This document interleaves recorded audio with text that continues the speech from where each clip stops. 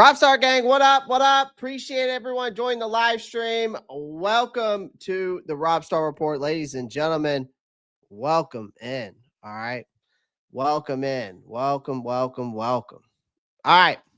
Panthers, Jaguars, week 1 preview. We're going to dive into that today, man.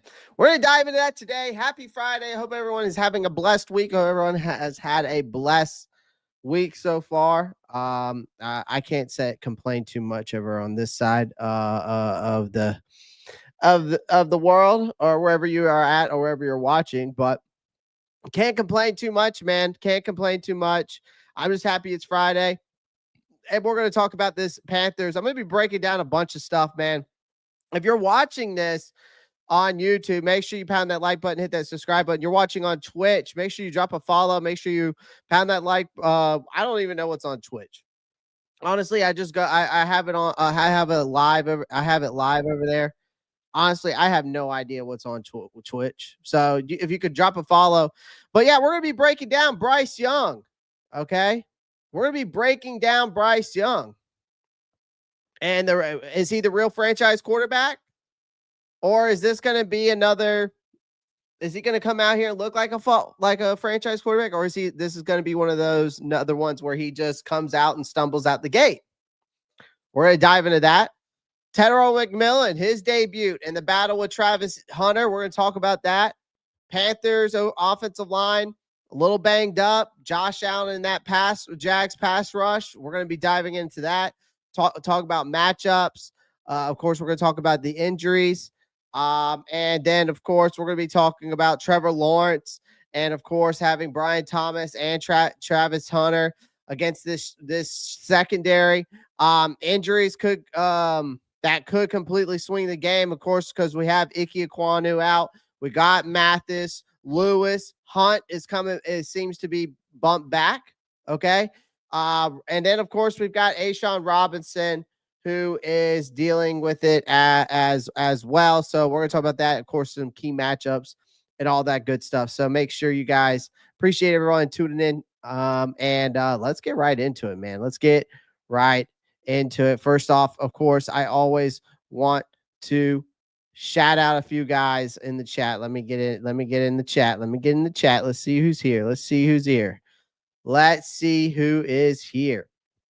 Okay, so we got Chucktown Panther. What's good, man? Appreciate you coming through. We've got Caleb. What's up, man? Eric Blair coming through. NC Thorne. Marcos Cash. What's good? Birdman 1984 was good. Matthew Machado was good. Josh P was good. Chris Dillard was good. He did practice today. Sean, what's good? Brandon King, what's good? Ladies and gentlemen. All right. So, injury report. Yes, Ekwonu did participate in practice today in the individual drills. Of course, he's been dealing with that appendectomy recovery. That's what he's been dealing with right now. The thing is, he was held out of Thursday's practice due to an illness, but apparently today he was doing individual drills. He's still, obviously, we know he's still recovering from that appendectomy. It is encouraging that, he's out there individual drills. I just don't see him, right? I mean, even though he's doing individual drills, if you can't prove you're ready to handle full workload, we're gonna have to force our hand into somebody else, whether that's Josh Nijman or Brady Christensen. It sounds like Josh Nijman is the guy that they're gonna run with here, possibly at left tackle. All right, that's a little bit of a terrifying thought in my eyes when you're going up against a Pro Bowl edge rusher and Josh Allen Hines. So it's looming on. So that's not good. Obviously, right now, Ekwonu's status is up in the air. Okay. I think that I don't see it happening, ladies and gentlemen. You can go ahead. I think he's going to be doubtful at this point. I don't think he's questionable. I think he's doubtful. I don't see a world where Ekwonu, ladies and gentlemen, is going to be starting this game. It just doesn't look good, okay? Damari Mathis, of course, he's dealing with a knee injury. I'm not too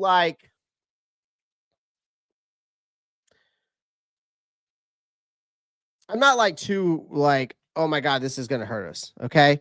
It isn't ideal with for the defense to have depth concerns going into week one, whether it's in any position group, to be honest with you. He has been in limited participation, did not participate yesterday. I haven't heard an update for today. If anybody's got any more updates, I guess I need to check Twitter because I haven't seen any more updates from anybody on, at least from a Twitter standpoint, talking about. I don't see anything. Icky was doing individual drills. That's the only thing I've seen so far. I know Robert Hunt seems like he'll be full go. Okay. It sounds like Robert Hunt definitely will be a full go. Okay. So it doesn't seem, I don't know. It doesn't seem like, I know Robert Hunt's dealing with that foot, but doesn't seem like he doesn't sound like it's too big concerning, to be honest with you. All right. It doesn't seem like it's the biggest thing. Okay. But it sounds like he'll be starting. It sounds like he'll be starting. It doesn't sound too good. Injury report should be out in about 40 minutes. Okay, sounds good, Marcos. Appreciate that. We'll be live for at least the next 40 minutes, so that's no big deal there. So yeah, Robert Hunt, I think is going to be full go. It sounded like, because they did announce yesterday, because I did tweet about it yesterday, that he is going to be full go. Let's see. Yeah, it does say here by Joe Persons, they said his MRI yesterday on his left foot came back clean. It sounds like he's good to go against the Jaguars. So all of that sounds good. I mean, he's dealing with a foot injury. He's just been limited the past straight day. So we'll see. We'll see how we'll see what the deal is once the full injury report comes out next 40 minutes. But sounds like he's playing through some pain. Robert Hunt is. And then the biggest concern for me, of course, then is Damian Lewis. You got a guy who's dealing with a shoulder and an ankle, right? The fact that he's been practicing even in a limited capacity is a sign that team expects him to play, but limited is not healthy. So the offensive line cohesion right now, I think going into week one is so critical, right? We're dealing with obviously already some uncertainty in Ekwonu. I don't think it's any uncertainty. Some people do. I don't think it's any uncertainty. I think he will be out. Okay. But I can live with Ekwonu being out if I have Damian Lewis. But if I don't have both, I think that's a recipe for trouble against a Jaguars front that loves to exploit mismatches. All right. So Lewis' toughness is unquestioned. His mobility on Sunday will be worth watching. That I will say that about Damian Lewis. And then the newest addition is A'Shawn Robinson, who we just discussed the last time we were live. We were talking about how this guy got moved from his normal position now he's been moved to a starting nose tackle, ladies and gentlemen. Starting nose tackle. Which, we didn't make any sense to me when we looked at the depth chart. I mean, it didn't make a lot of sense to any of y'all as well. But anyways, so he's popped up a report dealing with a groin injury.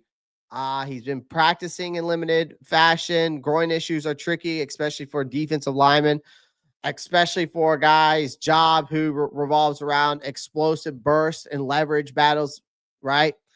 So I think his veteran presence is supposed to be a stabilizing force, especially if you're going to start him at nose tackle. He's going to be supposed to be eating up blocks, double teams, right?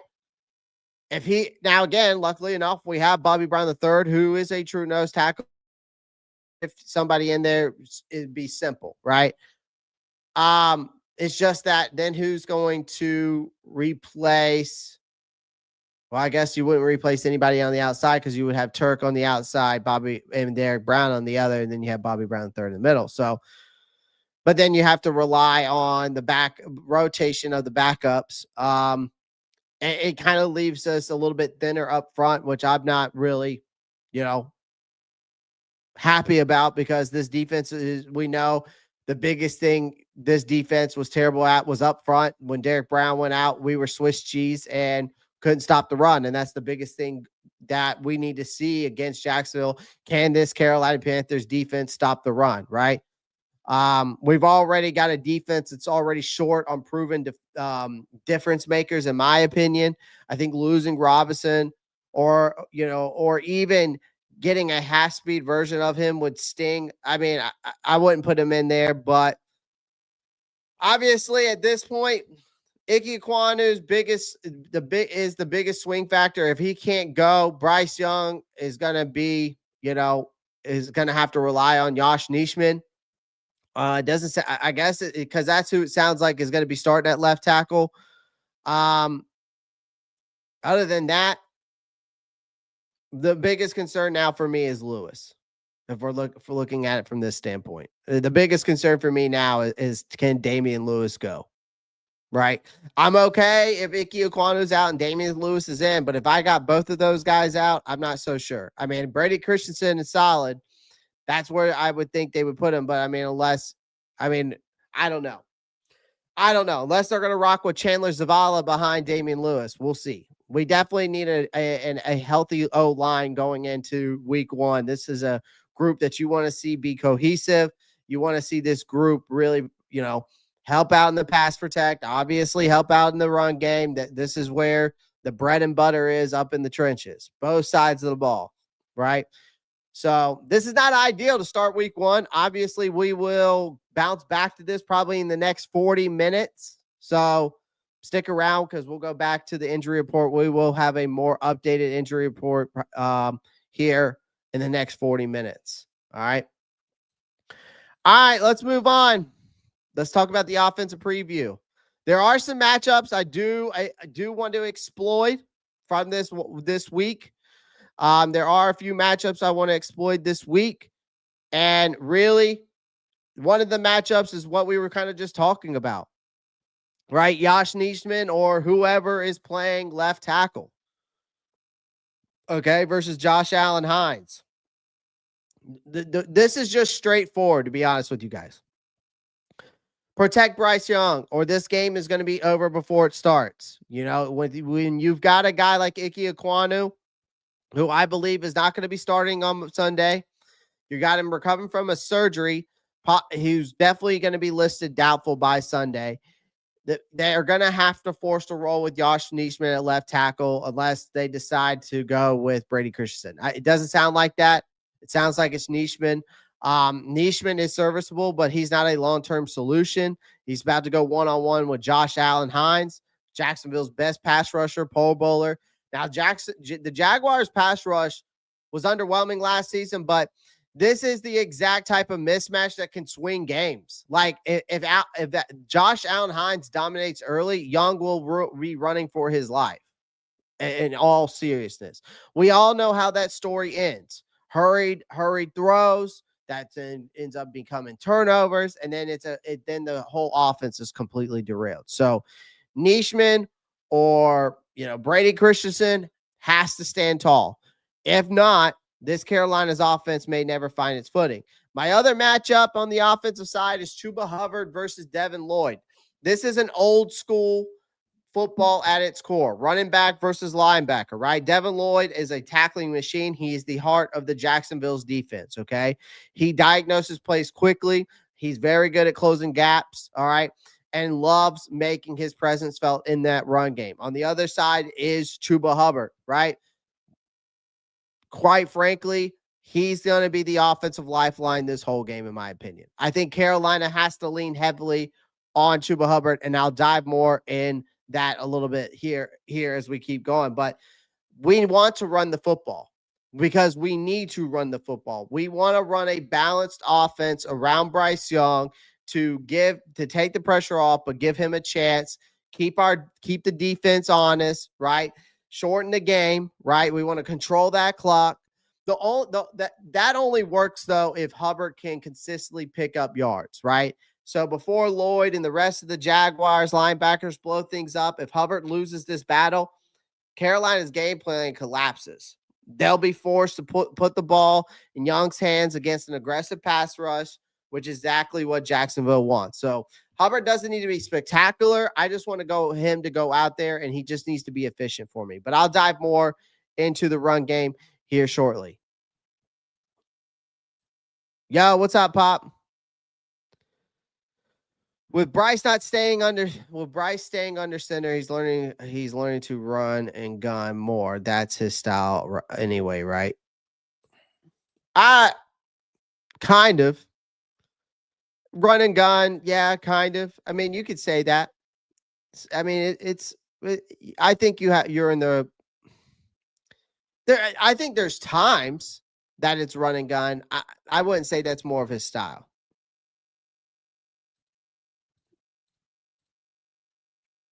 There's times where he has plays, but him learning, I don't think he's learning to run and gun, to be honest with you. We'll dive more into him. I'm going to dive more into Bryce here shortly, Chucktown. All right. I'm temporarily making the Eagles my second team this year because of Jahad Campbell. Of course, Panthers gal. Of course you are. The Panthers really need to lean on Chuba and Rico heavy on Sunday, for sure. For sure. All right. This is where I'm going to go in on Bryce Young right now. Bryce Young. This is why the question is momentum or mirage. What we saw last year with the momentum shift after the last 12 weeks, and really when we saw the real momentum shift was really in the last 10 games. And then we saw a little bit more momentum shift in the last 4 or 5 games. And then the last 3 games, right? And it got better and better as time went on, right? I'm going to say this once, and I'm only going to say it once, okay? I'm only going to say it this one time. Bryce Young, this year is his defining year. This is his 3rd year here. Normal quarterbacks, elite quarterbacks, guys who are pretty damn good, normally take their biggest leap in their 3rd year. And our future hinges on his arm. And I'm not going to just say his arm. I'm going to say our defense, because you can't have the worst statistical defense and expect this kid to put it. You can't put it all on his back.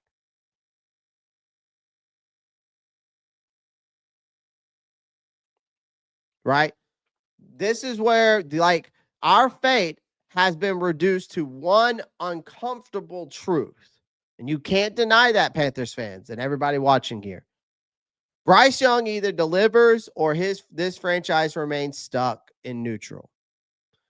We have made the moves. We have reshuffled this roster. We have plugged few glaring holes.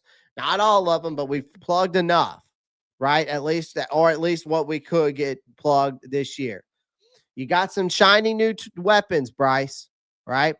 At the end of the day, this is a quarterback league. We all know that. The Panthers ceiling in 2025, in my opinion, will be set not by our offseason signings, but by whether Bryce Young can finally become that franchise cornerstone they drafted him to be.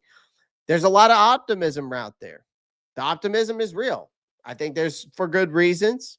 1 year ago, Young's career was spiraling, right?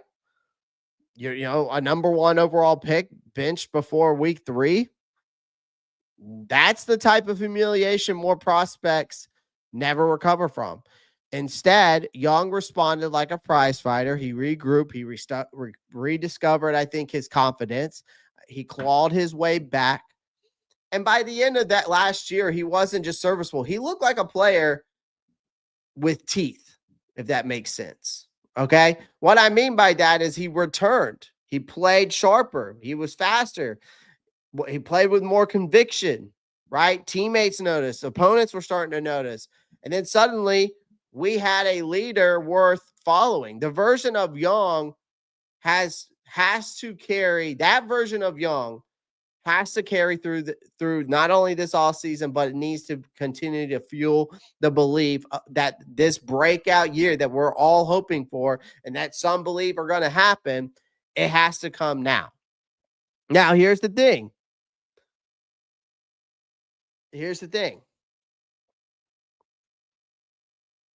Football is unforgiving for in its simplicity, okay? I think you can have a dynamic quarterback, but if your defense bleeds points, you're playing an uphill battle every single week. So our defense wasn't just bad last season. Again, we were historically atrocious.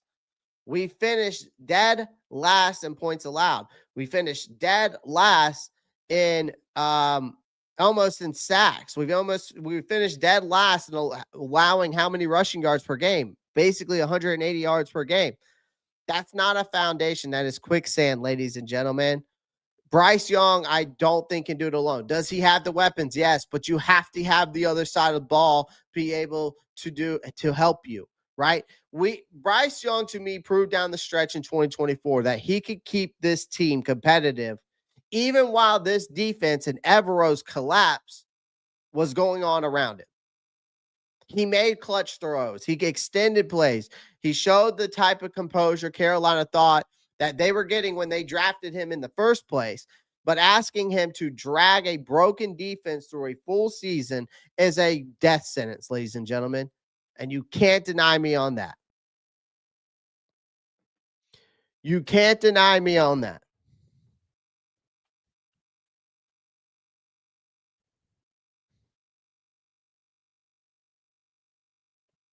What's up, Joseph? What's up, Palmetto Panther? Appreciate you. Uncle Leroy, what's good? Will he turn into Superboy? I don't think he needs to be Superboy. I think he just needs to be what he was last year, Pop. I think he needs to be what he was the last 12 games of the season. But I can't put it all on Bryce Young when you have a defense that it was historically bad. Again, you cannot ask him to drag a broken defense through a full season. It's a death sentence. That's for any quarterback. If this team is going to ever sniff relevance in the NFC South, the formula is obvious.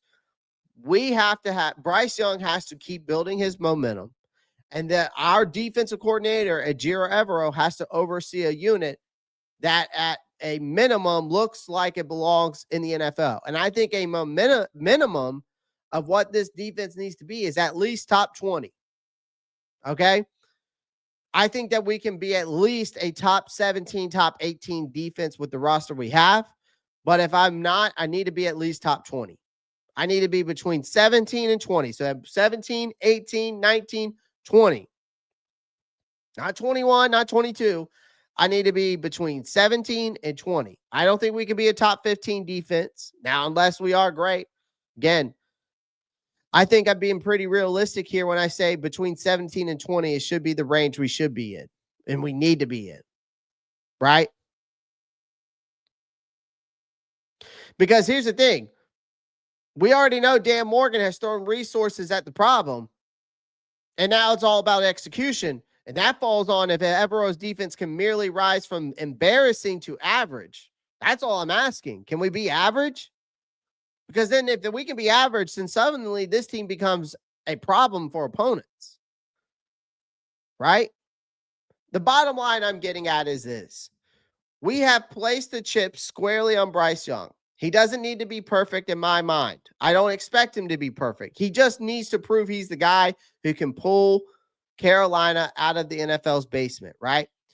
If the defense shows any backbone at all, we could surprise a lot of people this season. And if that happens, not only do I think we have a chance to punch above our weight in this NFC South, I think Young will then also silence a lot of the doubters at last, and a league that will forget about the past moment, the past and the moment you win. And that's all he has to do. That's all he has to do.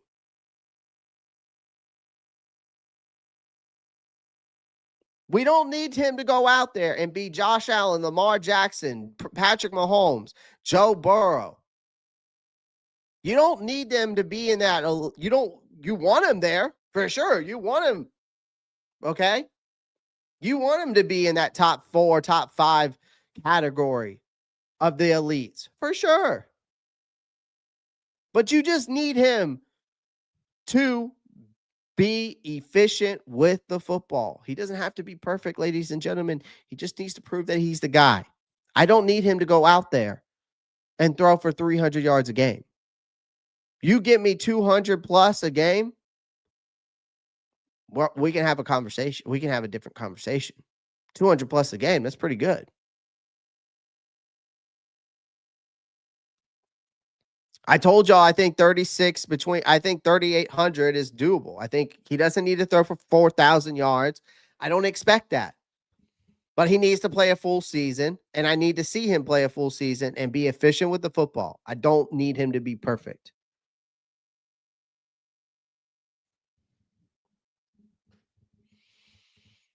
Yep, game manager, Jake Delhomme's a pretty funny example.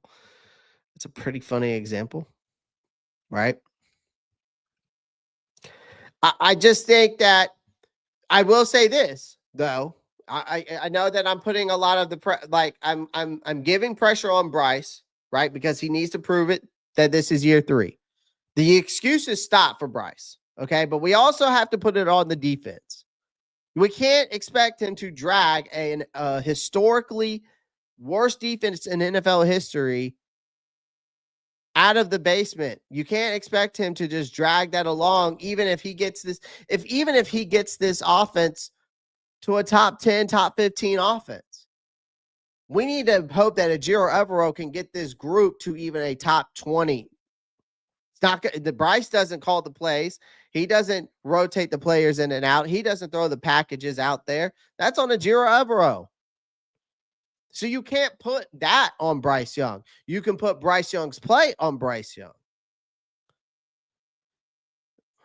But again, Bryce Young ended 2024 looking competent. He had he even looked clutch at times after months of misery. But again, last season heroics is in meaningless games are about as reliable as fool's gold. Plenty of quarterbacks have padded their stats in December when the pressure was non-existent, only to crumble when expectations returned. So Young, I just think Young now has to be has to be better. He has to prove himself. He has better pass protection, of course, assuming the line holds up, of course, without these injuries going on, of course.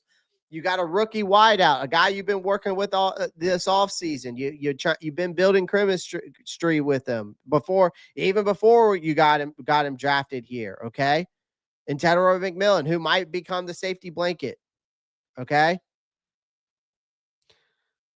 So this is the first real test. A defense that knows its weakness, has film on his tendencies, and won't give him garbage time yards. If Young looks rattled week 1, then the franchise quarterback talk could evaporate before September ends. Appreciate everyone joining the live stream. Hey, Kelly, what's up?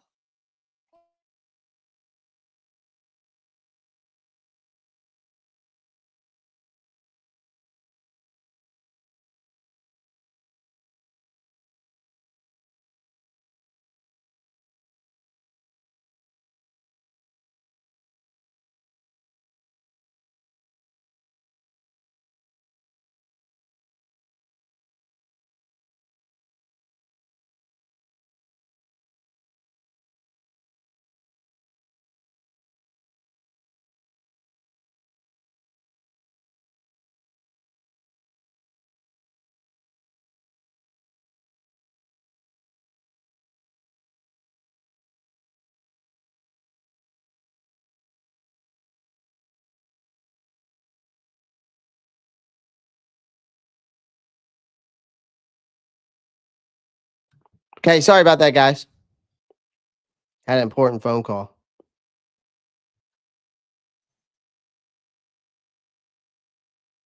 Had an important phone call that I had to take there real quick. I've had a lot of important phone calls this week, especially for some reason on my live stream. So, it wasn't the wife calling. It wasn't the wife calling. It has to do with something with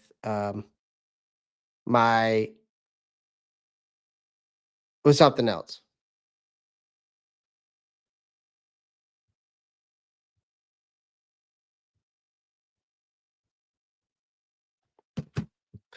All right. Sorry about that. D Perkins, real talk. Yep. Again, my expectations of Bryce Young this year, and I told you guys this, is that it's very simple. It's very simple, to be honest with you, with Bryce Young this year.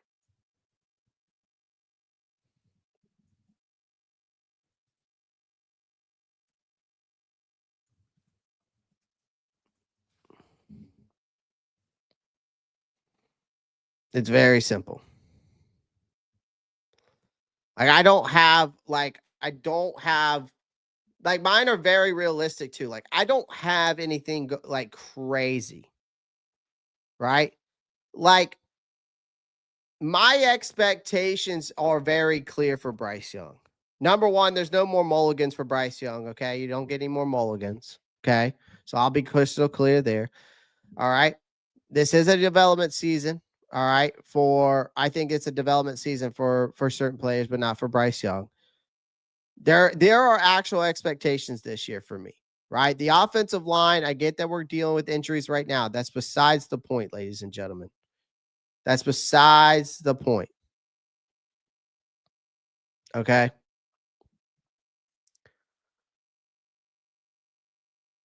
Because we rebuilt the offensive line. It's cohesive again. They were a top 10 unit last year. You're stuck with the same head coach who's now building a system around you to your strengths. They've added firepower to the draft. They've rebuilt this defense to a certain extent. They've snagged some smart free agents. Again, they've given you the infrastructure, Bryce. So now the leash is gone. The excuses are gone. My expectations are very simple. I need Bryce Young, and I'm just going to say this. I just need Bryce Young to lead a top 15 offense this year, period.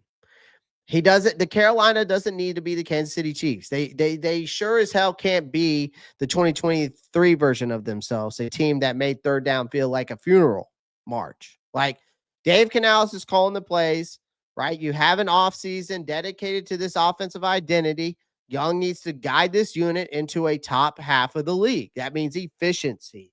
You got to sustain drives, get touchdowns when you're in the red zone, clutch on third downs. Like this offense should be able to score 20 plus points per game, 24 plus points per game, something like that. Like if Bryce can get them there with the tools he's been given, perfect. If he can't, then that's a major red flag in my opinion. I think, a guy like this, also had 15 touchdowns in 10 games last year. Okay, so I want to make that clear. 15 touchdowns in 10 games.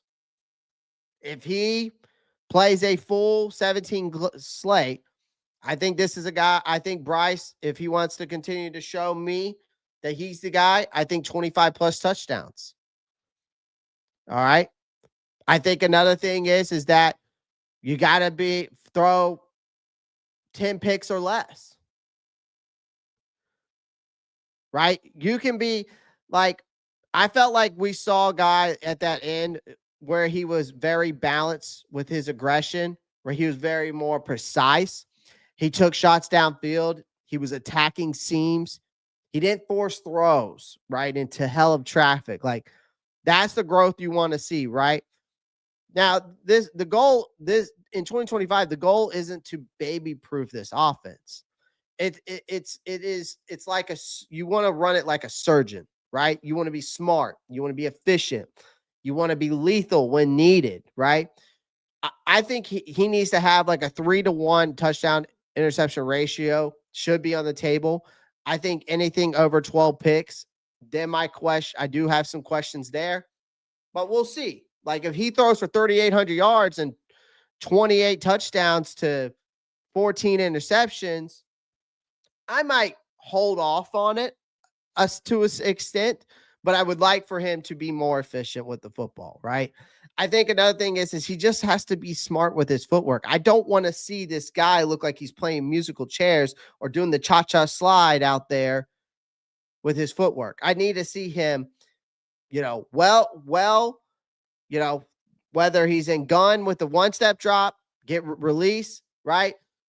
Or if he's in under gun, or if he's under center, 3-step drop, plant your feet, throw, right? Stay on platform. That's what we've seen that too many times.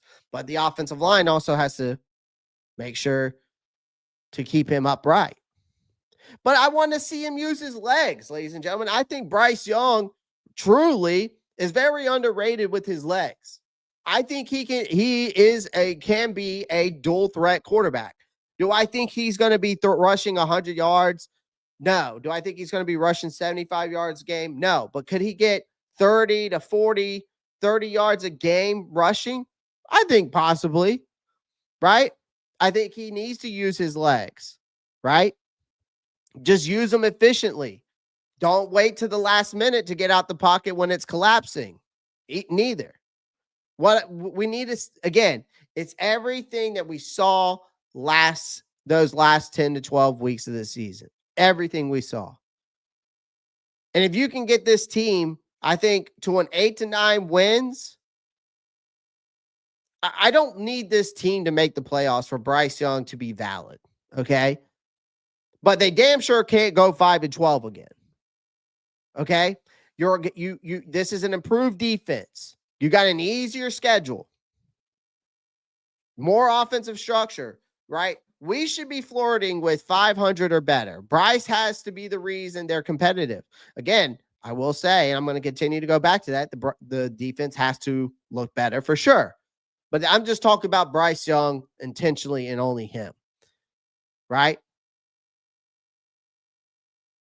If he can lead a few fourth quarter comebacks, win a couple shootouts, just show some clear command of every aspect of offense, he wins the year.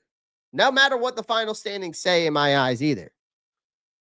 Right? But this is a guy who also needs to command this locker room. He needs to be loud, or he can be a silent killer. I don't care. He doesn't need to scream. He doesn't need to throw tables, but he needs to own the room. That's what he needs to do. Right? He needs to put belt to ass sometimes too. You're going into your third season under your belt. This is going to be, you got a new core around him.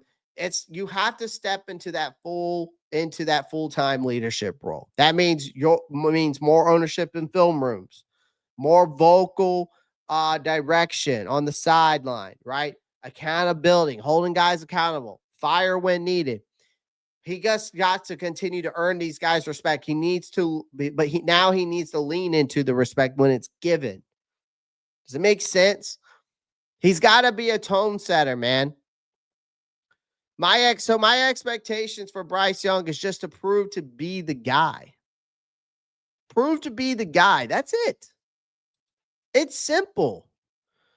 I don't need Bryce Young to be an MVP. I don't need him to throw 5,000 yards. They just need him to be the rock, the foundation, the quarterback who makes people stop scrolling when the Panthers are on TV. They want to be like, ooh, I want to watch that team. The guy who makes your teammates better. So when he goes out on the field, he elevates the guys around him, not just the guys elevating him around him. He needs to be what Aaron Rodgers was. Every wide receiver that Aaron Rodgers has thrown to has said that Aaron Rodgers as a quarterback made them a better player. That's what Bryce Young has to do too. He's got to also be able to elevate guys around him, right? You want this guy to be the guy who grows with the city, grows into the face of a franchise that we need since Cam Newton left that building. So you've got to cement your place here, Bryce, and this is the year you have to do it, right? Every sign up to this point has pointed to him being ready to do just that. Now he's got to go out there and do it. I do think that I do think that this year it hinges on his arm and our defense. I think 2025 will hinge on this guy's arm and our defense.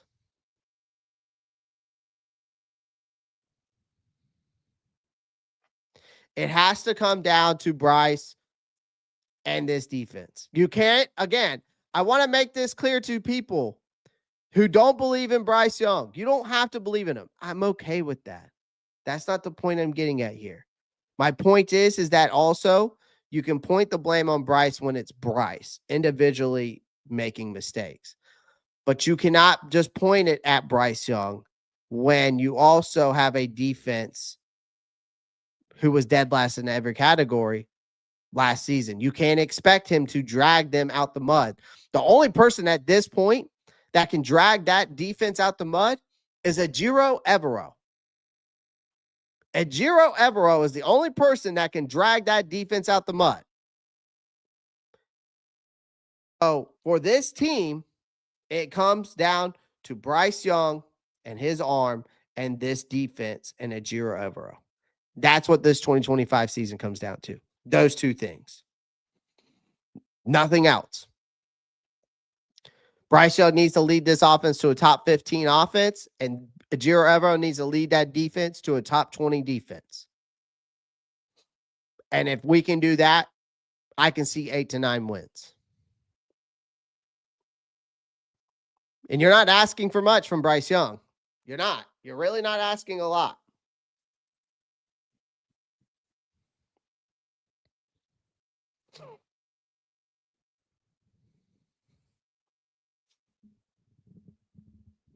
Shout out to everyone in the chat. Make sure you pound that like button, hit that subscribe button. Greatly appreciate that. I mean, appreciate the $5 donation by, of course, Playing for Jesus. Clay, your expectations are very high for Clay. We'll see what happens. We'll have to run more than we pass to win.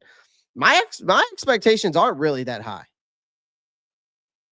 I don't think my expectations are very, very high at all. I think if you want to put a guy, like I said, if you want to make this guy,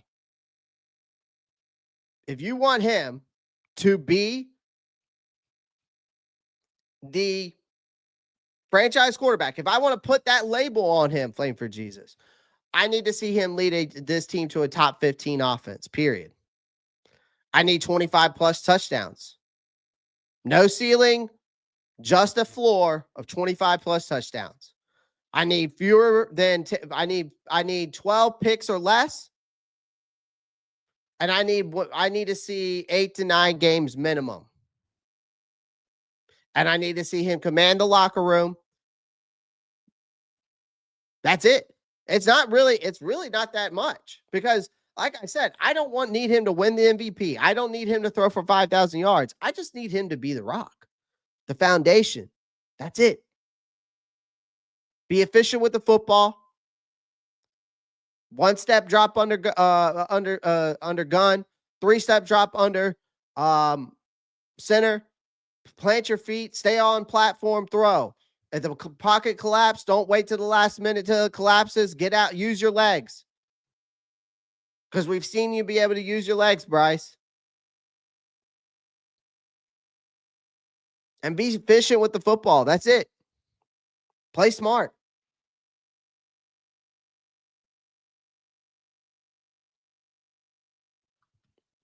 It's really simple.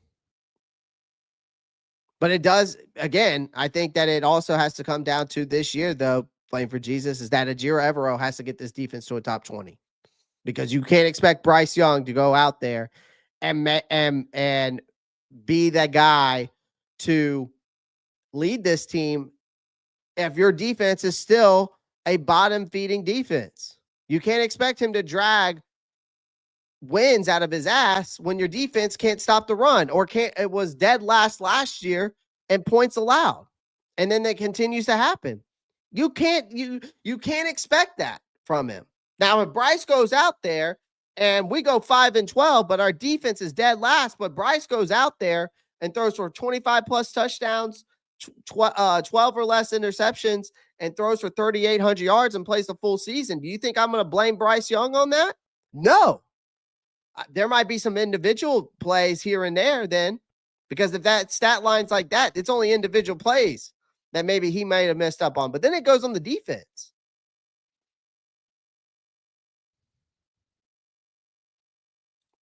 Shout out to Flavor Jesus, another $5 donations. The defense we made, this defense we made too many lateral moves. We didn't move the needle a lot. I think the offense may hit top 22. Defense may make it to top 25. Well, if that's the case, then we won't be a 2 to 5 win team. We'll be more like a 6 or 7 win team if that's the case. Honestly, you could probably win 8 games, especially in this division when you're in the NFC South. We all got to remember, we're still one of the weakest divisions in the NFL, and we have one of the easiest schedules this year. Shout out to Flavor Jesus with also 5 gifted memberships. 5 of you just got 5 memberships for free thanks to Flame for Jesus.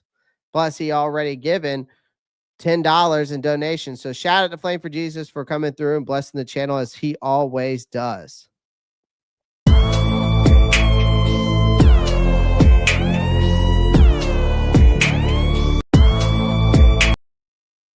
Shout out. Top 22 ain't good enough. It ain't good enough. It ain't good enough for me, but I'm just saying. Still listening and multitasking right now. Appreciate you, Josh. You keep doing what you need to do, my friend. Having to rely on Bryce's arm worries me. Brad, it's the truth. It's the truth. Do I think that they're going to take pressure off of Bryce so that we can rely on Bryce's arm? Yeah, I think because that's why they went and got Rico Dowdle, and you still got Chuba Hubbard here. I still think that the run game is going to be the focal point of this offense. They're going to use that run game hard now that you have Rico Dowdle here. Yeah, I mean, again, this defense has to be at least top 20 to keep for Evero to stick around. And I don't even know if I want him to stick around, even if it's a top 20 defense.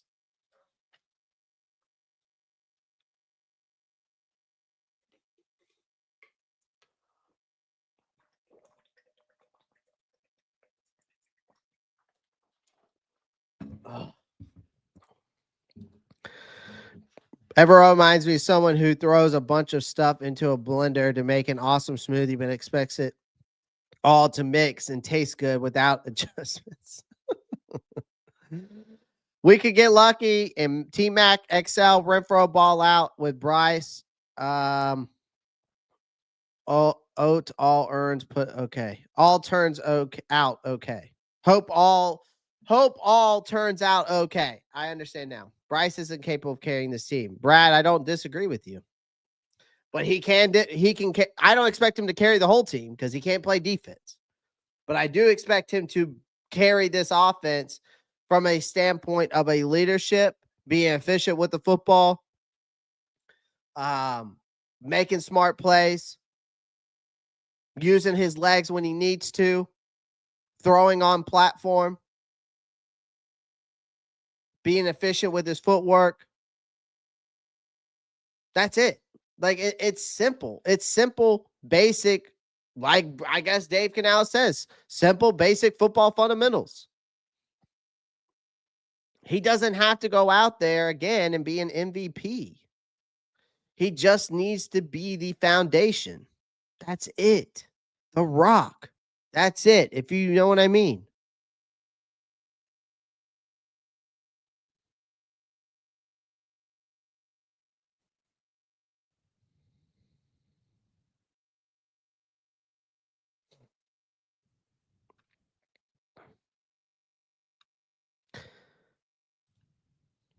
Let's put some shout out to Flavor Jesus with a $10 donation. Let's put some context on that defense last year. Our offense was on the field less plays than any other offense, which contributed to the defense being on the field more than any other defense. Fighting for Jesus, please show me the stats. Appreciate you with the $10 donation. I would love to see those stats, though. I would love to show and just show context or send me a link, whatever, that shows this type of context that you're mentioning. That's all I'm going to say. Shout out to you for that $10 donation. I just want to see it.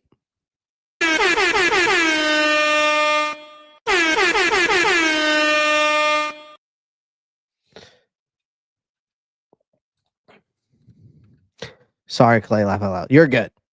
If O-line holds up, I think we beat the Jags for sure. We're going to dive more into the Jaguars here in a second. All right, let's move on. Enough of Bryce talk. Let's move on. Let's talk about another guy that I'm excited about. Totally excited about, man. Because Tetairoa McMillan's role is going to be something that we definitely need to dive into, right? Right? Definitely need to dive into here real quick. All right. Can Tetairoa McMillan be the savior or rookie growing pains? We'll see. Are we going to see the savior or are we going to see growing pains? Adam Thielen's gone. Jalen Coker's on IR.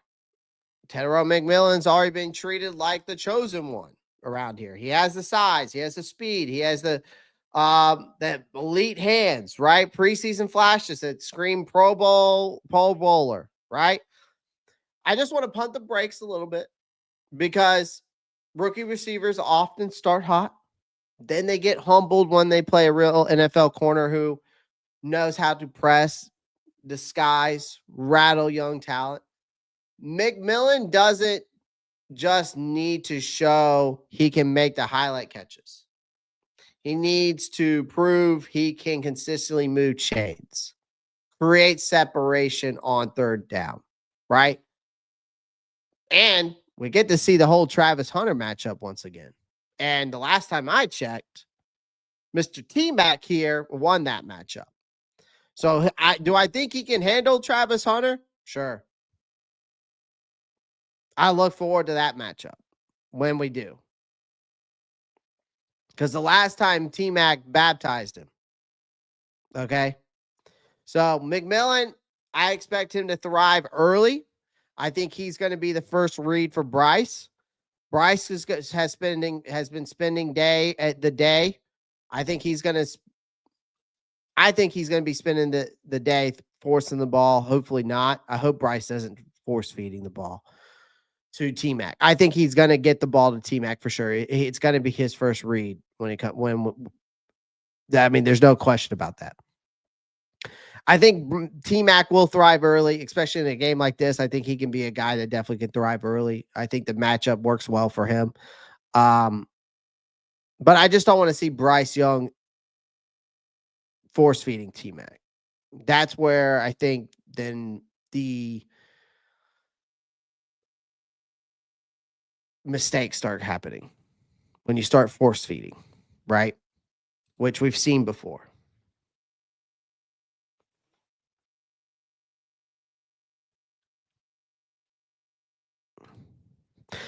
I would love to find where she found that at. That's an Aries Clear stat. She had a whole show on it on Twan's Clay. That's where you can see it at. All right. I'll have to figure. I might go watch it, maybe find out where she found that at, but I would have to check it out. Appreciate that, Flame for Jesus. I just want to see it. It's not that I disagree with you or anything, and you're probably right, and I hear what you're saying as well. But I definitely want to see that. I definitely want to see that. And I want to make sure I'm not saying she doesn't know ball, but some people don't give or take. It is what it is. Take it as you will. Some people just don't read into things enough, and then they just start talking about it. Not saying that she did that, but I want to look at it for myself. That's all I'm saying. She don't know ball. I'm gonna say it. Sue me. Palmetto Panther crazy, bro. Palmetto Panther's crazy. Appreciate you though for showing me that Flame for Jesus. I will go check that out though. I will go check that out. I want to know where she got that from. I'm gonna have to go find it now. I'm gonna have to, she had a whole show on it. I need to go find that show then, I guess. And how long ago what that show was, I guess. I'm gonna have to go back and go find on their show. But yeah, T-Mac. Again, I just don't want Bryce to force feed him. I think, though, this is a game that this is where we really get to see Tetairoa McMillan could, like, come into his own, show what he's made of. He's already had this matchup before, right? All he needs to do, like, all McMillan needs to show, he doesn't need to go out there and make highlight catches. He just needs to prove he can be consistently move the chains, create separation on third downs.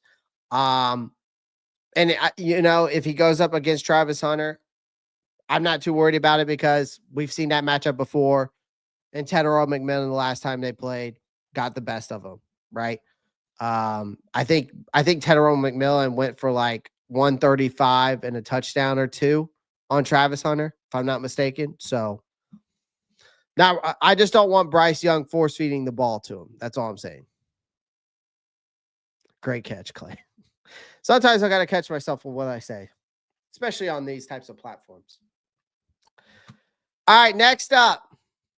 Next up is, of course, finding rhythm early. Like, I expect that. I expect the backfield. I know that I've got Ja'Tavion Sanders up there, but I got Chuba Hubbard. I expect this backfield. We have more than one serviceable back here. We got Chuba Hubbard, who's going to be the lead runner. You got the addition of Rico Dowdle. That gives the Panthers a legitimate two-headed backfield. So it's not exactly McCaffrey and Kamara or something like that, but it does at least prevent defenses from keying on one like predictable option. The truth is that this offense doesn't have the firepower to win shutouts. The run game has to be productive, or Bryce Young will be asked to do too much, right? I think Ja'Tavion Sanders is a guy that a lot of people are sleeping on. I think Ja'Tavion Sanders, from a vertical standpoint, can open up the middle of the field, which is huge, right? From a vertical threat standpoint, and the way that he has looked this offseason, the way he slimmed down, how much faster he's gotten, how much more efficient he's gotten in the blocking game.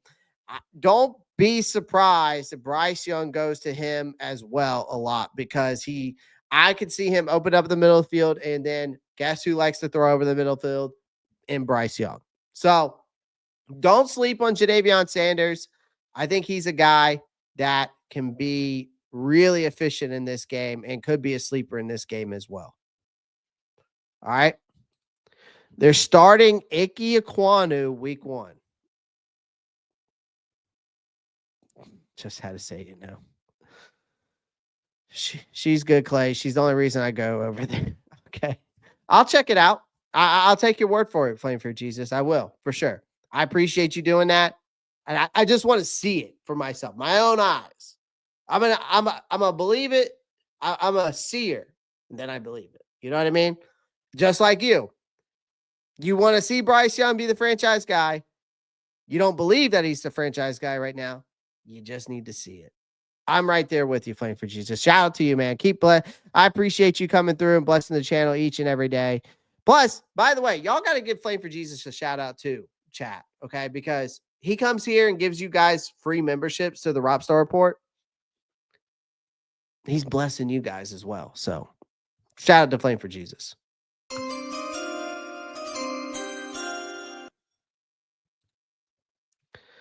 Ja'Tavion Sanders. I thought I said, did I not say Ja'Tavion? Did I say Ja'Tavion? No, I meant Ja'Tavion. And I said Sanders. Ja'Tavion Sanders. I got to get better with it. I can't roll my tongue. I can't roll my R. So, it is what it is. That is major news. Everyone is on Excel for what? I don't know. Yeah, definitely important for an Excel. Damn it, I'm bone cookers on IR. Yep. Let's see. Matthew Machado says that Icky is starting week 1. Let's go check this out. Well, I'll be damned. No, there's no way. Matthew Machado, that's not right, buddy. So, because I'm going to pull it up right here. So this is the final injury report of the week ahead of the Panthers week 1 matchup against the Jaguars.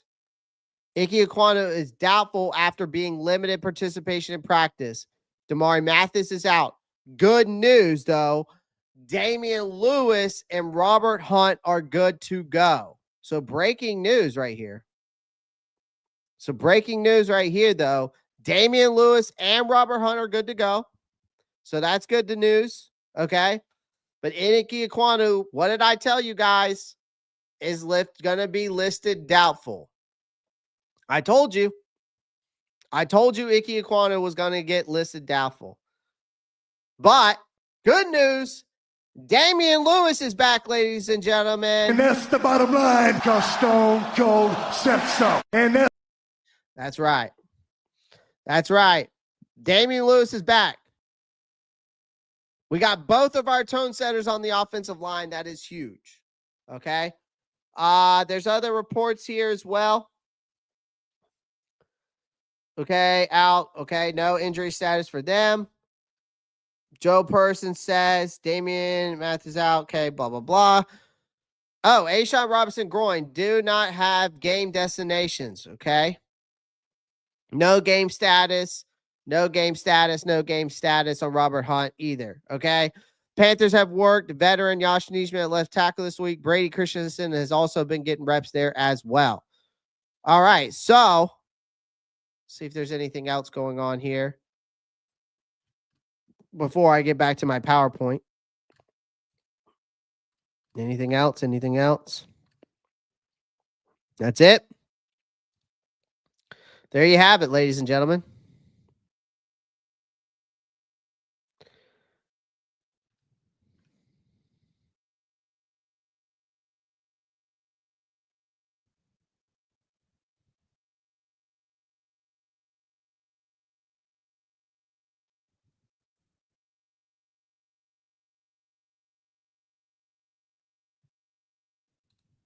I'm not sure what that means, Paul Nielsen. Doubting Thomas faith? Must see the proof. I'm not sure what that means. But all right. All right, let's get back to it. I'm going to share this tab instead. Here we go. All right, Panthers defense. Let's get into the defense real quick. This is going to be the one for me that I might lose my shit on. Because I'll say this. There's some matchups that I need to see. This matchup comes down to between Ejiro Evero versus Liam Cohen. This defensive preview is about that. It's about Ejiro Evero versus Liam Cohen. This is a fascinating a little bit but it's also a little bit sad because Liam Cohen, freshly promoted from offensive coordinator of the Buccaneers, right? He was promoted, right? The Buccaneers had him locked in to be their offensive coordinator for like the next 3 years before Jaguars swooped in and got him. Let's not forget that. Well, will be coaching his first NFL game as the head man in Jacksonville. So on the other side, we have Ejiro Evero is coaching for his career because it does depend on it this month, and because frankly, it does. And honestly, his ass should be on fire, in my opinion. This time in Carolina hasn't exactly been inspiring, right? Since he's been here. hasn't given me a lot of confidence in him. It's hard to blame a man who's being given duct tape at times, bubble gum to field a defense, which is true as well. But the reality is the guy is also stubborn in his own ways, and a lot of the moves that he doesn't make sense, and the non-adjustments in games also doesn't make sense, and why keeping your best corner on one side of the field except rotating him against the best wide receiver on the opposing teams also doesn't make sense. And dropping back your edge rushers into coverage also doesn't make sense. So, at least to me. But this Carolina defense this year is more talented, in my opinion. It's not as talented as years past, but it's definitely better, in my opinion, than what it once was. And everybody knows that, I feel like.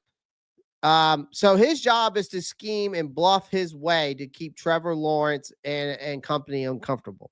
The problem here is Cohen is a sharp play designer. He's with no shortage of weapons. I mean, Evero is going to need to throw the kitchen sink at him. Pressure packages, I think, disguised looks, anything that slows down Jacksonville's rhythm. If he doesn't, this game could get ugly fast. I think another matchup I'm going to be looking at is how our pass rush does against Trevor Lawrence, right? I really think our pass rush needs to show up this game badly. Like Trevor Lawrence, if we don't show up, Trevor Lawrence is going to look like a quarterback playing 7-on-7s. Like our secondary is going up against Brian Thomas Jr., Travis Hunter, of course, Trevor Lawrence. There's a lot of pressure on Trevor Lawrence, though. Trevor Lawrence also has to prove that he's the guy in Jacksonville this year, especially how much they paid him. We're also talking about a former number one overall pick as well. He's got the pressure on his ass too in Trevor Lawrence. So our front four absolutely must bring the heat. Luckily, there's at least some hope here, in my opinion. This isn't the same lifeless pass rush we saw last year. I like our pass rush we got this year, especially with DJ Wonnum, Pat Jones, Princely, McMillan, Nick Squirton, right? I think we've got some legitimate juice there. I do. All the depth in the world means nothing, though, if Trevor Lawrence has time to go through his reads, because he is too accurate. And when you leave him in there comfortably, he gets too calm and then he gets too smart. So our defensive line doesn't need to just put pressure on him. They need to get some sacks. They need to get some knockdowns, force some throws. Get Trevor Lawrence uncomfortable, okay? And he'll fold like a cheap lawn chair, all right? Shaw Smith-Wade. I see Shaw Smith-Wade. This is a matchup I'm going to be looking at as well. Going up, he will be probably lined up if Travis Hunter is when Travis Hunter's on offense. He will be matching up with Travis Hunter. This is the matchup where I think fans will find out very quickly if Shaw Smith-Wade belongs in the league, because you got J.C. Horn most likely taking on, in my opinion, hopefully taking on Brian Thomas Jr., which then leaves Shaw Smith-Wade to line up against Travis Hunter. So the rookie, who might be one of the most versatile and explosive players, I probably would say, in this entire draft class, Hunter is fast, skilled, and competitive. He's also being asked to do double duty, playing receiver, and then also some backup corner snaps. That should actually help Smith-Wade, in my opinion. Who should be able to hold his own, because you're going to be more fresher. You're not playing both sides of the ball. You should be able to exploit a tired opponent. Like, still, this is no small task for Shaw Smith-Wade. I think Shaw Smith-Wade doesn't have to shut Hunter down completely, but he just needs to hold his ground. If Hunter is consistently winning one-on-one matchups, then that's going to force Evero into some uncomfortable adjustments, right? If he actually makes them. But the last thing Carolina can afford is chasing their tails all game, right? We can't be expecting for us to chase our tails all game. So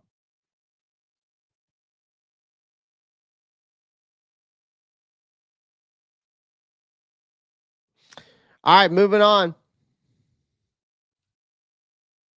So those are my matchups. Let's talk about the safety room. Let's talk about the safety room real quick. This is one of the most interesting. I think this is one of the most interesting conversations we've had all year with this safety room and the talks about it, because the safety room, you know how I feel. I'm all about Lathan Ransom. I'm all about Damani Richardson. I'm all about Tre'von Moehrig. There's just one person I'm not about, and that's Nick Scott. Now, I am going to throw a quick there was a quick stat I want to throw out there at you guys when we were talking about Jacksonville, right? I will say this, Jacksonville's defense, I didn't mean to mention this from a standpoint, the good thing that for the Carolina Panthers offense, and I skipped this note in my mind, and it just came back to me. Jacksonville's defense is actually bad. Like, calling their defense the Titanic of unlucky, let's say that. They were atrocious too. You want to know something about their defense last year? They were ranked 31st in both DVOA and yards per play allowed.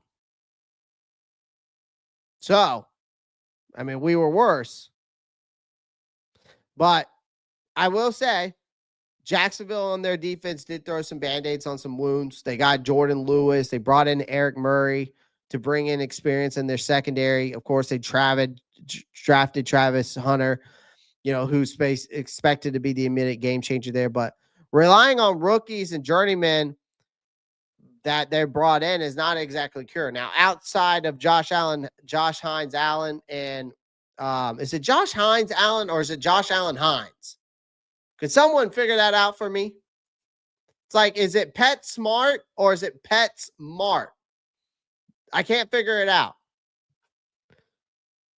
But there's no no proven star on this defense besides him, really. Josh Allen. They brought in they have a new coordinator on defense there, Anthony Capinelli. His job is that he's got to be the guy who's got to turn that dysfunction into competence. Maybe he does, maybe he doesn't, but week 1 will be a good test. If we can test them really quick, let's just not forget about that. Josh, okay, so it's Josh. Appreciate you coming through, my guy. Josh Hines-Allen. I think I put his name wrong in my tags. I think I put his name as Josh Allen Hines. Let me see if I put it right. I probably messed it up. Let me see what I did. I put it as Josh Allen Hines. Look at that. I'm special. I'm special. At least my mom says I am. All right, so back to that. But I just wanted to throw that quick stat out there that Jaguars defense, again, was ranked 31st in both DVOA and yards per play allowed. So they were a weekly punching bag. Hopefully they can continue that going into week 1. So the safety, strength or is it a weakness, right? Strength or risk?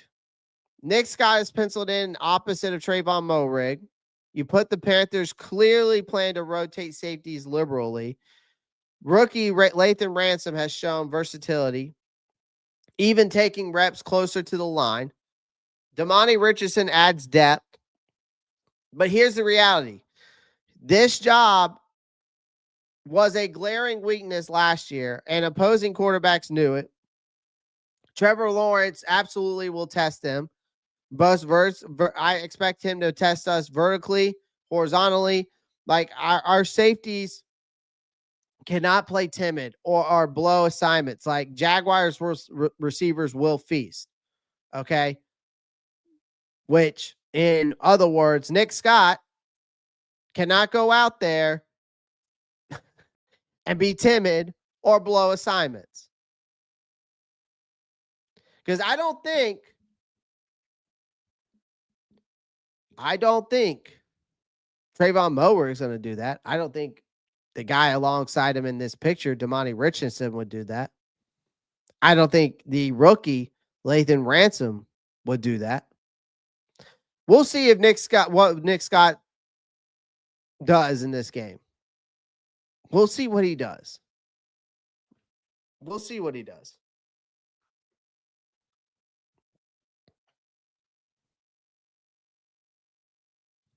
We'll see what he does. I'm not too sure about it. All right.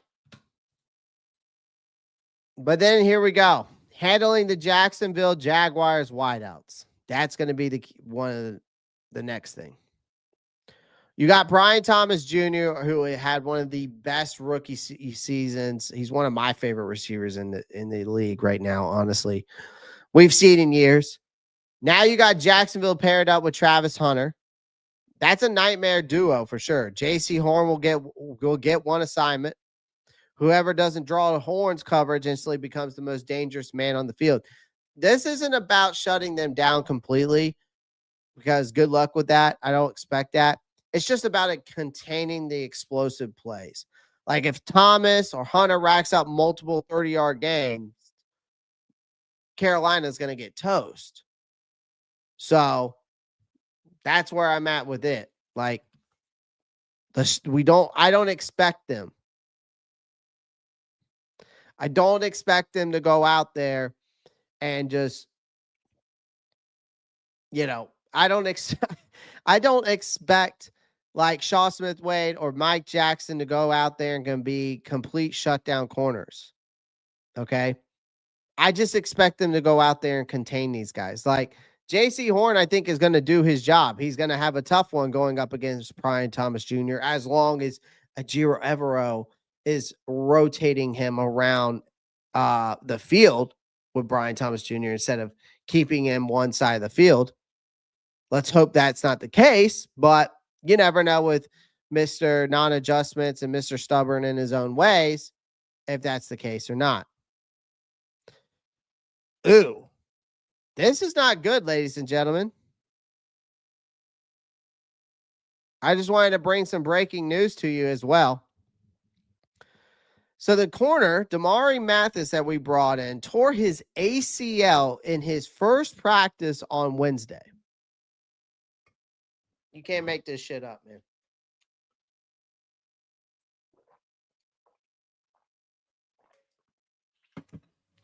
You can't make this shit up. So Bartholomew is probably up.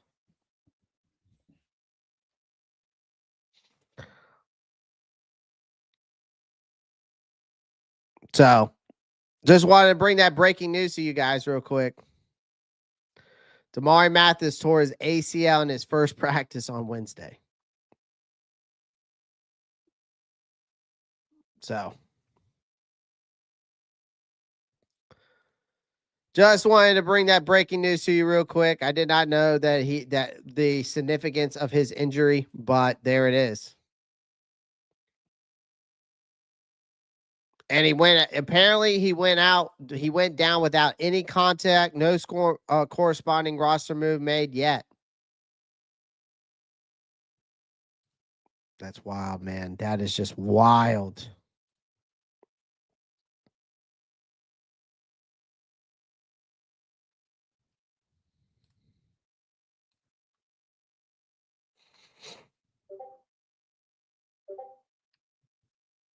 That's terrible.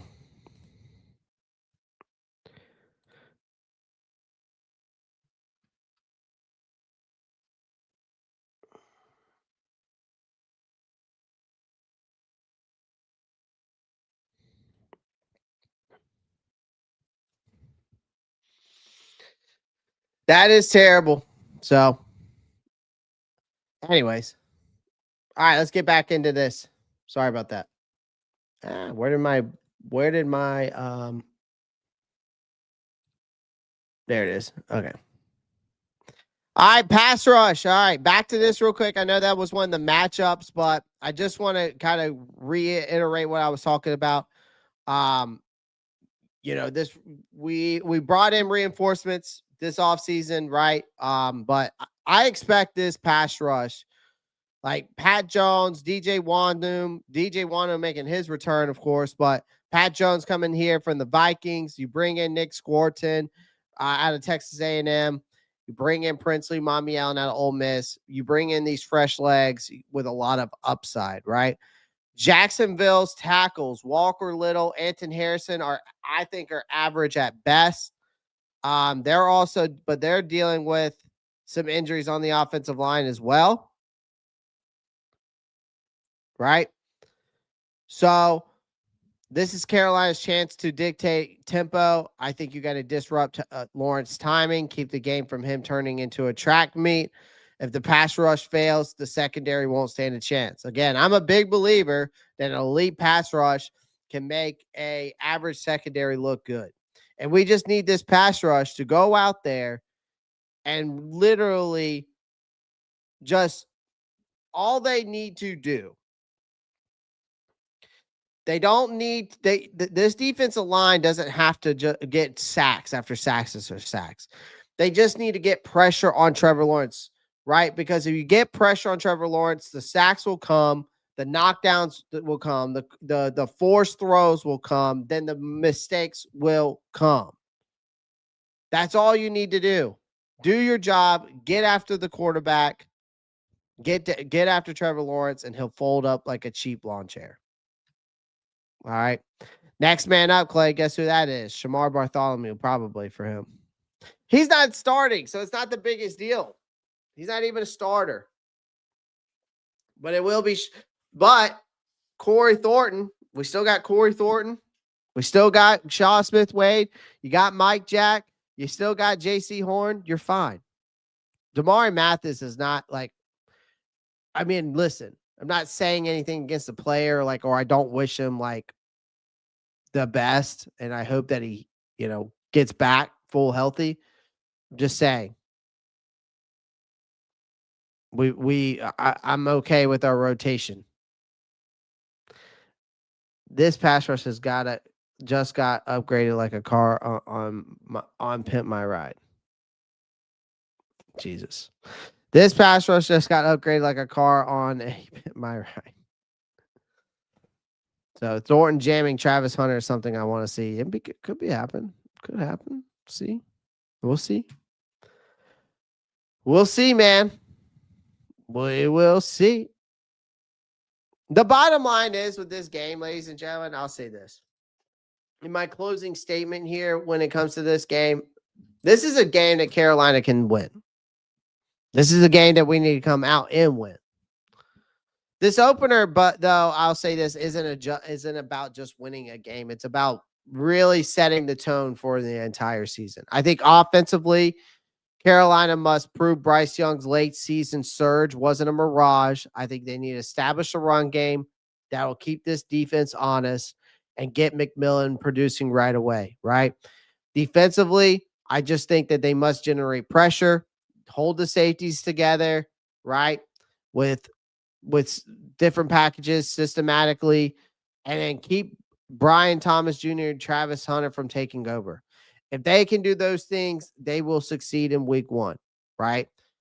Week one could be the launching pad for something bigger right here in Carolina. And it could be proof that Carolina is finally climbing out of the NFL basement. If they fail, then this is a game that becomes less a season opener, more of a warning sign. And then people are going to start saying, same old Panthers, just wearing a new year on the calendar. That's what's going to happen here. That's what's going to happen here.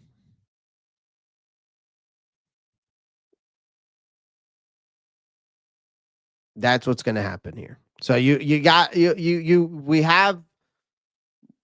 all the tools to do it. It's just that let's see if they put it all together again. Bryce Young just has to do what he did the last season when he had that surge. Prove it wasn't just a fluke. You establish the run game, keep Jacksonville's defense honest, control the clock, take pressure off of Bryce Young, and get T-Mac producing right away. Get that rhythm going early. And then, again, defensively, just generate pressure on Trevor Lawrence, right? Hopefully our safeties hold together. and everyone makes the right adjustments, throw some different packages out there, right? And you just got to somehow contain Brian Thomas Jr. and Travis Hunter from taking over. And you can do that. You can beat the Jacksonville Jaguars.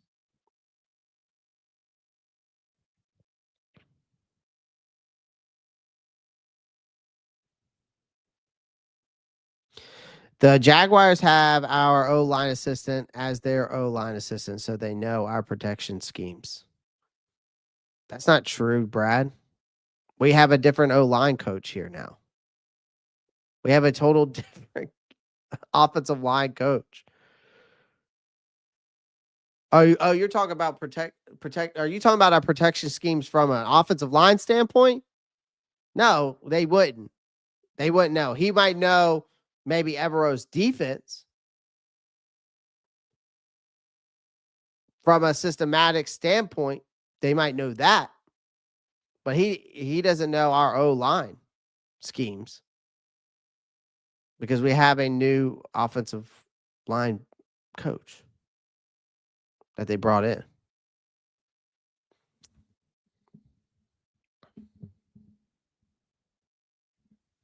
But correct me if I'm wrong.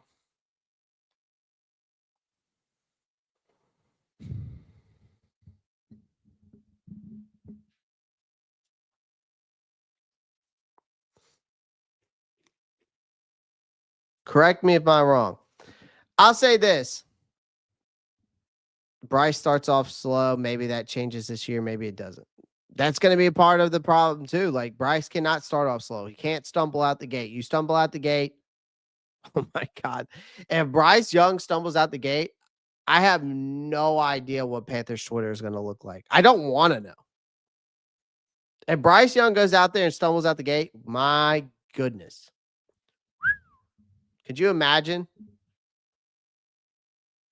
Yeah, Bryce has to break these chains. I mean, I'm just telling y'all, man, like, if he stumbles out the gate, there's a storm of brewing on Panthers Twitter. That's for sure. That's for sure. Oh my God. I wouldn't even want to hop on Twitter after that. I wouldn't even want to hop on Twitter. Appreciate everyone joining the live stream. Do me a favor. Make sure you smash that like button. Hit that subscribe button if you haven't already. Make sure you click that post notifications bell so you don't miss any new content. My final score prediction is I'm going to say 27-20 Panthers. I'm sticking to it. I think that we still are the better team. I think from the standpoint, I mean, there's a lot of pressure on Trevor Lawrence just as much as there's pressure on Bryce Young. Trevor Lawrence is a first overall pick. He's got a big contract. He's got to prove that he's the guy there in Jacksonville just as much as Bryce has to prove too. So, if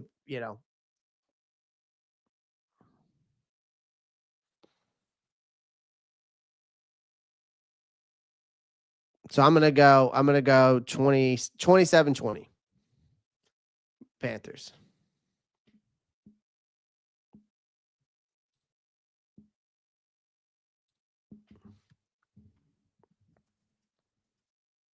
Let me hear y'all score predictions in the chat.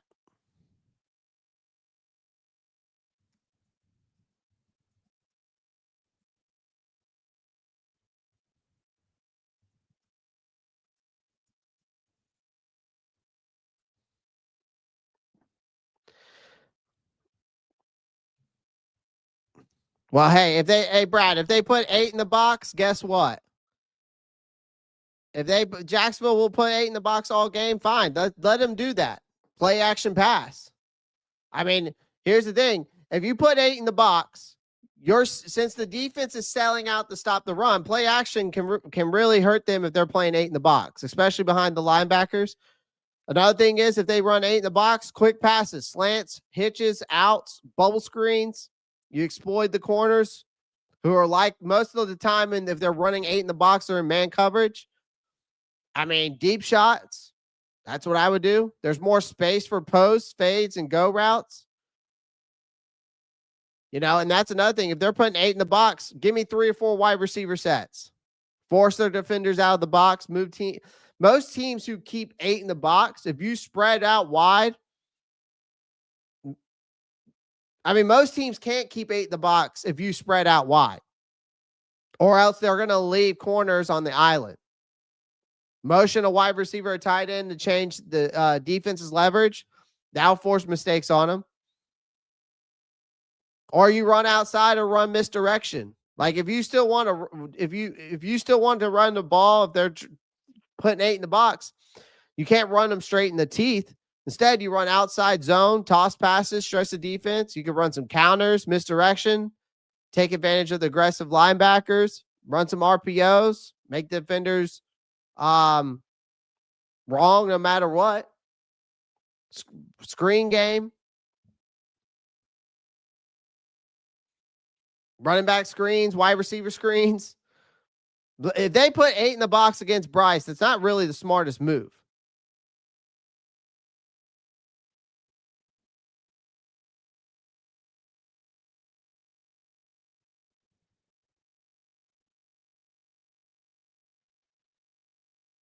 That's actually good for Bryce if they put 8 in the box.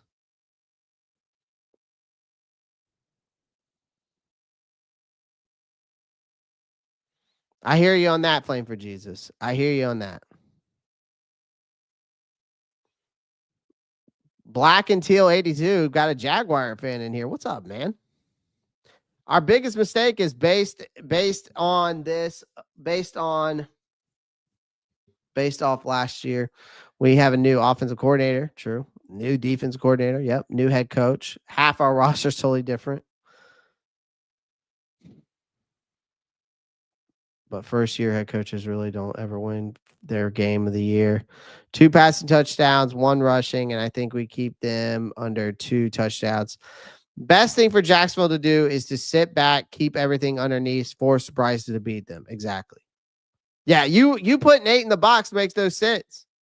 28-20 Jacksonville. Trev has to prove it this year. I agree, Palmetto of the Panther. God help Bryce if Hines-Allen or Walker get their hands on him. Right. I mean, it's not ideal when your left tackle's not starting, but good news is both of our starting left guard and right guard are starting. The bad news for Jacksonville, too, is they've got injuries on their offensive line, if I'm not mistaken. Black and Teal, aren't y'all dealing with your center and one of your guards? I don't know if they both start. I can't remember. I don't know if they both start, but aren't they dealing with some injuries? What's the let's see if we can find the Jacksonville Jaguars injury report real quick. Because there could be some mismatches there. Let's go look.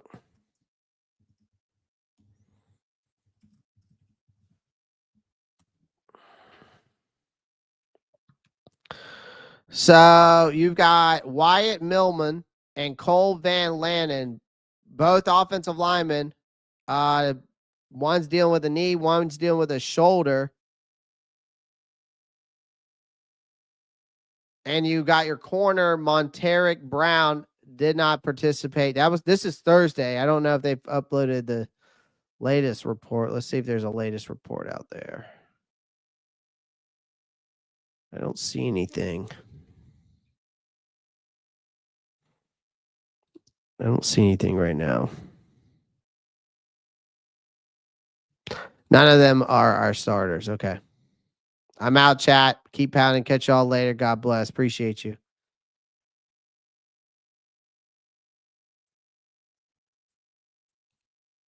Well, I was saying all of that because Flavor Jesus, if they stack the box, if they stack 8, that's really efficient for Bryce because you play action passes, quick passes. That's easy for Bryce. And then you can run some outside zone, some misdirection, RPOs, use the screen game. Like if they stack the box, stack 8, you throw the ball, you spread them out, and you attack the edges. You can't run straight through 8 in the box. Usually that won't work unless your O line is just absolutely dominant.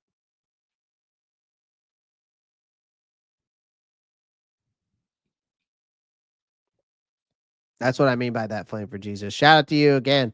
Appreciate you. Another one. I think Jackson falls like Tesla stock in my Clay voice. Interesting. Interesting with the whole Clay voice thing there, by the way.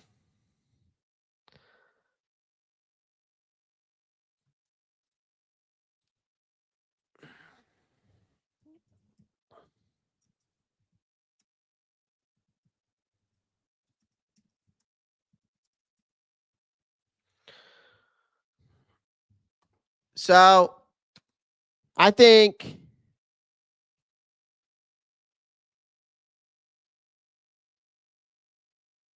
overall, it looks like if we're looking at it from this standpoint, ladies and gentlemen, a lot of people got Jacksonville. I think it's going to be close. I think this is going to be a very good game. I think it's going to be a very close game. I could see this game being like 27, 23, 27, 20. I really do. Right? I really do. I just think here's the thing. Here's the reason why I think it's going to be 20. I'm going to say 27-23 Panthers, and here's why. I think we can grind out the clock with Hubbard and Daddle and use the short to intermediate passes in our favor. I think Bryce Young does avoid turnovers. A lot of people don't really give him the credit that he deserves in that. He really does avoid turnovers. I think he's going to connect with McMillan early and often in this game. They're going to find a rhythm. I think our pass rush ends up generating just enough pressure to keep Lawrence from taking over.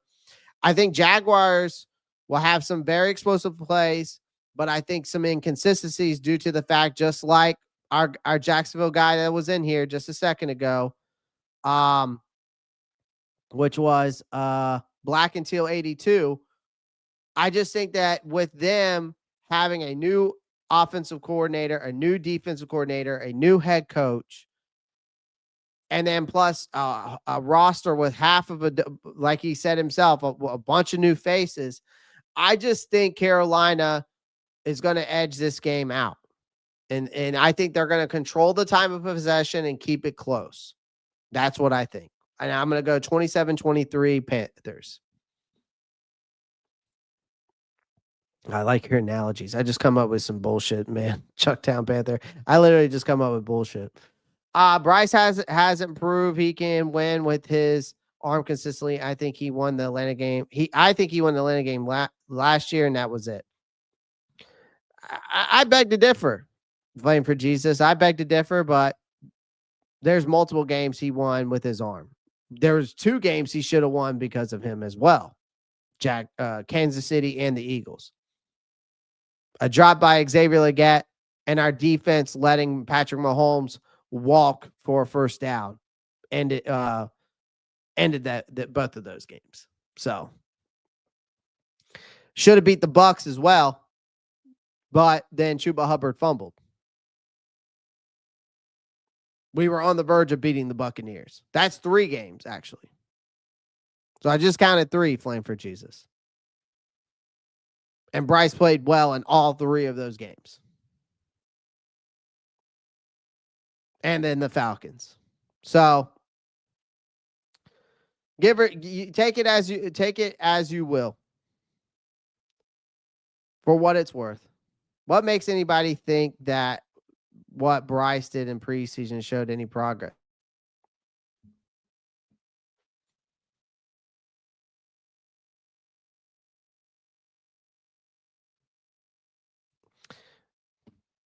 I mean, Brad, I'm not saying that he made progress. We don't know that if he made any progress because he didn't get the chance to play enough, especially in the last Houston game. The first drive in the Browns game, Then the second drive, they go out there, they go down the field, scored a touchdown. If I see that was good, but the only good I got from preseason was that I didn't get to see enough. You only got 2 drives. or 4 drives total, 8 passes total. So, yeah, how can you show it? I don't disagree with you, Brad. I don't disagree with you. Because, really, how can anybody say that after the preseason? But preseason, you can only take for what it's worth.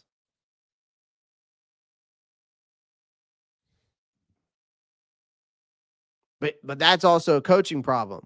I would say I blame the coaching strategy of the preseason, this offseason, on your head coach, Dave Canales. That's what I blame it on. Because I didn't agree with it.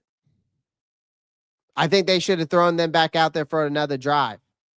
But he said that he felt like those guys didn't earn enough to go back out there. They didn't earn more reps to go back out there because of what he saw. Be honest with you, I think he was coddling Bryce Young to protect his confidence. But I also think that if to earn reps, you have to be given reps to earn reps as well, Brad. So trust me, I don't disagree with you in that certain standpoint, but it's also on, you got to put that on Dave Canales as well.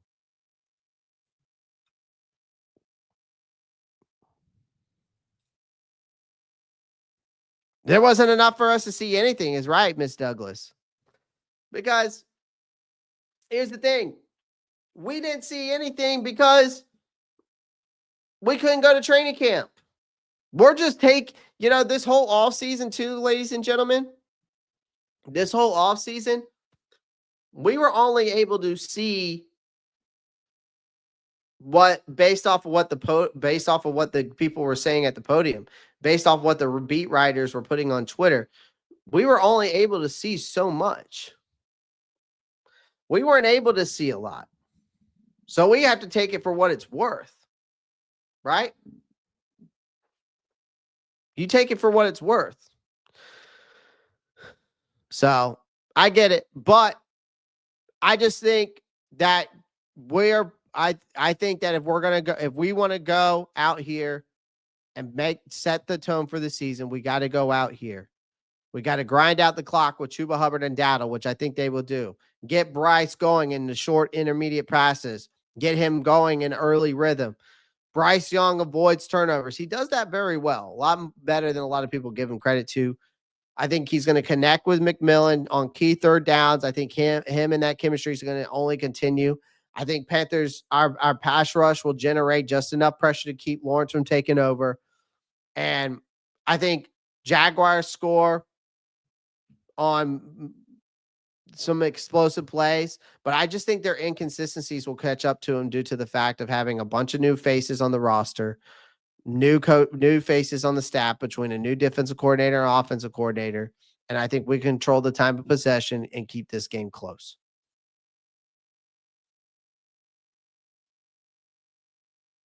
That's it.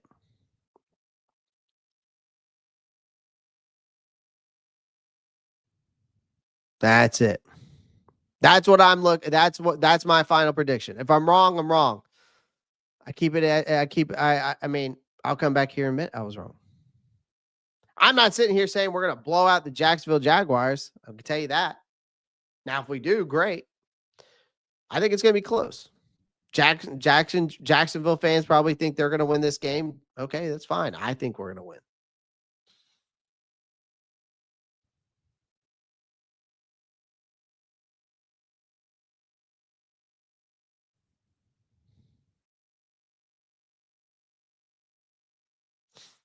Brad, you're telling me something I don't already know.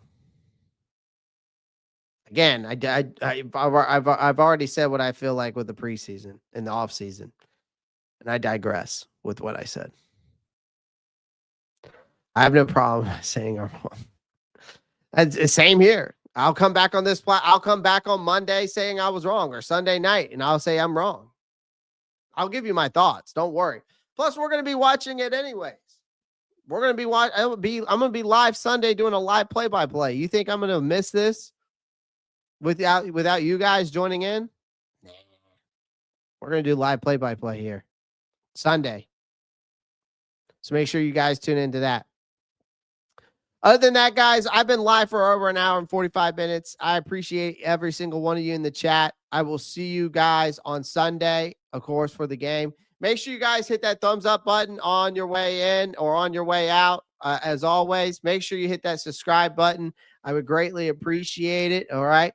Make sure you click that post notifications bell so you don't miss out on new content. Love chat with you guys as always in the chat. Other than that, guys, I will see you Sunday. And as always, y'all know what to do. Keep pounding. Peace.